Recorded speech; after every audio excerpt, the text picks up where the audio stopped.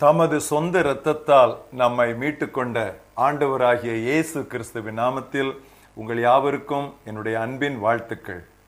இந்த நாளின் தியானத்தின் தலைப்பு சிவப்பு கயிறு, த ரெட் த்ரெட். வாசிக்க வேண்டிய வேத பகுதி யோசுவா 2ஆம் அத்தியாயம் முதல் 17 வசனங்கள். நூனின் குமாரனாகிய யோசுவா சித்தீமிலிருந்து வேவுகாரராகிய 2 மனுஷரை ரகசியமாய் வேவு பார்க்கும்படி அனுப்பி, நீங்கள் போய் தேசத்தையும் எரிகோவையும் பார்த்து வாருங்கள் என்றான். அவர்கள் போய் ராகாப் என்னும் பெயர் கொண்ட வேசியின் வீட்டுக்குள் பிரவேசித்து அங்கே தங்கினார்கள். தேசத்தை வேவு பார்க்கும்படி இஸ்ரவேல் புத்திரரில் சில மனிதர் இந்த ராத்திரியில இங்கு வந்தார்கள் என்று எரிகோவின் ராஜாவுக்கு சொல்லப்பட்டது. அப்பொழுது எரிகோவின் ராஜா ராகாபண்டைக்கு ஆள் அனுப்பி, உன்னிடத்தில் வந்து உன் வீட்டுக்குள் பிரவேசித்த மனுஷரை வெளியே கொண்டு வா, அவர்கள் தேசத்தை எல்லாம் வேவு பார்க்கும்படி வந்தார்கள் என்று சொல்ல சொன்னான். அந்த ஸ்திரீ அவ்விரண்டு மனுஷரையும் கொண்டு போய் அவர்களை ஒளித்து வைத்து, மெய்தான் என்னிடத்தில் மனுஷர் வந்திருந்தார்கள், ஆனாலும் அவர்கள் எவ்விடத்தாரோ எனக்கு தெரியாது. வாசலை அடைக்கும் நேரத்தில் இருட்டு வேளையிலே அந்த மனுஷர் புறப்பட்டு போய்விட்டார்கள். அவர்கள் எங்கே போனார்களோ எனக்கு தெரியாது. அவர்களை சீக்கிரமாய் போய் தேடுங்கள், நீங்கள் அவர்களை பிடித்துக் கொள்ளலாம் என்றாள். அவள் அவர்களை வீட்டின் மேல் ஏற பண்ணி வீட்டின் மேல் பரப்பப்பட்ட சணல் தட்டைகளுக்குள்ளே மறைத்து வைத்திருந்தாள். அந்த மனுஷர் யோர்தானுக்கு போகிற வழியிலே துறைகள் மட்டும் அவர்களை தேட போனார்கள். அவர்களை தேடுகிறவர்கள் புறப்பட்ட உடனே வாசல் அடைக்கப்பட்டது. அந்த மனுஷர் படுத்துக் கொள்ளும் முன்னே அவள் வீட்டின் மேல் அவர்களிடத்திற்கு ஏறி போய், கர்த்தர் உங்களுக்கு தேசத்தை ஒப்புக் கொடுத்தார் என்றும், உங்களை பற்றி எங்களுக்கு திகில் பிடித்திருக்கிறது என்றும், உங்களை குறித்து தேசத்து குடிகள் எல்லாம் சோர்ந்து போனார்கள் என்றும் அறிவேன். நீங்கள் எகிப்திலிருந்து புறப்பட்ட போது கர்த்தர் உங்களுக்கு முன்பாக சிவந்த சமுத்திரத்தின் தண்ணீரை வற்றி போக பண்ணினதையும், நீங்கள் யோர்தானுக்கு அப்புறத்தில் சங்காரம் பண்ணின எமோரியரின் 2 ராஜாக்களாகிய சீகோனுக்கும் ஓகுக்கும் செய்ததையும் கேள்விப்பட்டோம். கேள்விப்பட்ட போது எங்கள் இருதயம் கரைந்து போயிற்று. உங்களாலே எல்லாருடைய தைரியமும் அற்று போயிற்று. உங்கள் தேவனாகிய கர்த்தரே உயர வானத்திலும் கீழே பூமியிலும் தேவனானவர். இப்போதும் நான் உங்களுக்கு தயவு செய்தபடியினால் நீங்களும் என் தகப்பன் குடும்பத்திற்கு தயவு செய்வோம் என்று கர்த்தர் பேரில் ஆணையிட்டு, நீங்கள் என் தகப்பனையும் என் தாயையும் என் சகோதரரையும் என் சகோதரிகளையும் அவர்களுக்கு உண்டான எல்லாவற்றையும் உயிரோடே வைத்து எங்கள் ஜீவனை சாவுக்கு தப்புவிக்கும்படி எனக்கு நிச்சயமான அடையாளத்தை கொடுக்க வேண்டும் என்றாள். அப்பொழுது அந்த மனுஷர் அவளை நோக்கி, எங்கள் ஜீவனே உங்கள் ஜீவனுக்கு ஈடு. நீங்கள் எங்கள் காரியத்தை வெளிப்படுத்தாதிருந்தால் கர்த்தர் எங்களுக்கு தேசத்தை கொடுக்கும் போது நாங்கள் தயையும் சத்தியமும் பாராட்டுவோம் என்றார்கள். அப்பொழுது அவர்களை கயிற்றினாலே ஜன்னல் வழியா இறக்கிவிட்டாள். அவள் வீடு அலங்கத்தின் மதிலில் இருந்தது. அலங்கத்திலே அவள் குடியிருந்தாள்.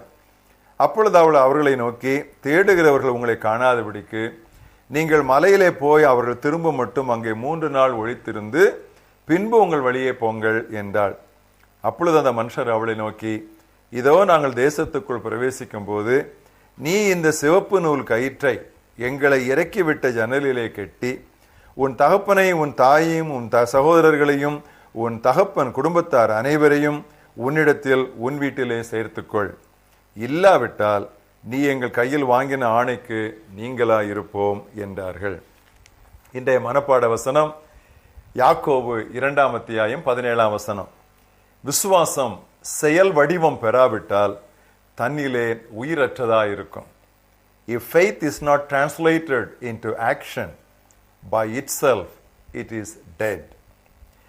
நற்செயல் ஏதும் இல்லாமல் விசுவாசம் ரட்சிக்கும் என்கிறார் பவுலடியார். நம்ம எல்லாருக்கும் தெரிந்த வசனம் எபேசியர் 2:8-9. கிருபையினாலே விசுவாசத்தை கொண்டு ரட்சிக்கப்பட்டீர்கள், இது உங்களால் ஆனதல்ல, இது தேவனுடைய ஈவு, ஒருவரும் பெருமை பாராட்டாதபடிக்கு இது கிரியைகளினால் உண்டானது அல்ல. ஆனால் நற்செயல் இல்லாத விசுவாசம் செத்தது என்கிறார் யாக்கோபு அப்போஸ்தலன். மேலெழுந்தவாறு பார்த்தால் இரண்டும் முரண்பட்டதாக தோன்றுகிறது. ஆனால் அதிலே முரண்பாடு இல்லை என்பதை பின்வரும் எடுத்துக்காட்டு விளக்குகிறது. விசுவாசத்தினாலே ராகாப் என்னும் வேசி வேவுகாரரை சமாதானத்தோடே ஏற்றுக்கொண்டு கீழ்ப்படியாதவர்களோடு அழியாதிருந்தாள் என்று எபிரேய நிருபை ஆக்கியோன் விசுவாச வீரர் பட்டியலிலே 11ஆம் அத்தியாயத்திலே குறிப்பிடுகிறார். எபிரேயர் நிருபம் எழுதப்பட்ட அன்று சரித்திரத்திலேயே இவள் தோன்றி ஏறக்குறைய 2000 ஆண்டுகளுக்கு மேல் ஆகியிருந்தும் இவள் வேசி என்றே அழைக்கப்படுகிறாள். அவளது பாவத்தின் கரை அவ்வளவு இறுகியது. ஆனாலும் விசுவாசத்தினாலே அவள் காத்து கொள்ளப்பட்டாள். இஸ்ரவேலர் இருவர் எரிகோ நகரை உளவு பார்க்க வந்தபோது அவள் வீட்டின் மேல் பரப்பப்பட்ட சணல் தட்டைகளுக்குள்ளே அவர்களை மறைத்து வைத்து எதிரிகளிடமிருந்து அவர்களை காப்பாற்றினாள். புறவின பெண்ணாகிய அவளது விசுவாசம் ஆச்சரியமாயிருக்கிறதல்லவா?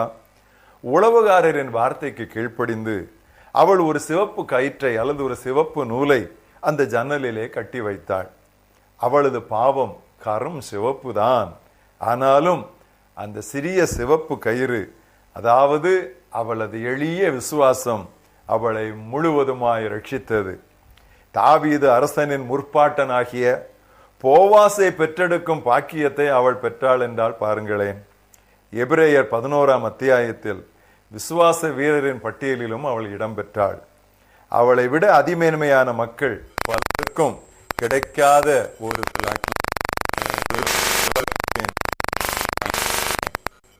யாக்கோபு அப்போஸ்தலன் இதை குறித்து எழுதும் பொழுது, அந்தப்படி ராகாப் என்னும் வேசியும் தூதர்களை ஏற்றுக்கொண்டு வேறு வழியாய் அனுப்பிவிட்ட போது நற்செயல்களினாலே அல்லவோ நீதிமானாக்கப்பட்டாள்.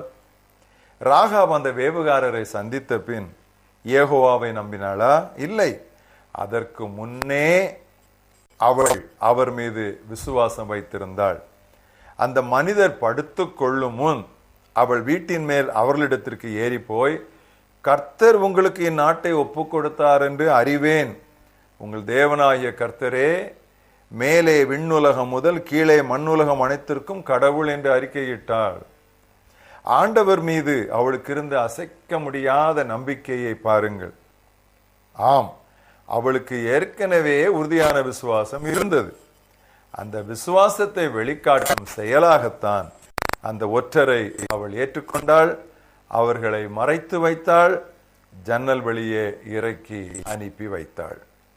எனவே கிரியை அல்லது நற்செயல் என்று யாக்கோபு குறிப்பிடுவது கடவுளுடைய கிருபை அல்லது அவருடைய இரக்கத்தை பெறுவதற்காக செய்யப்படும் நற்செயல்கள் அல்லது மார்க்க சடங்குகள் அல்ல.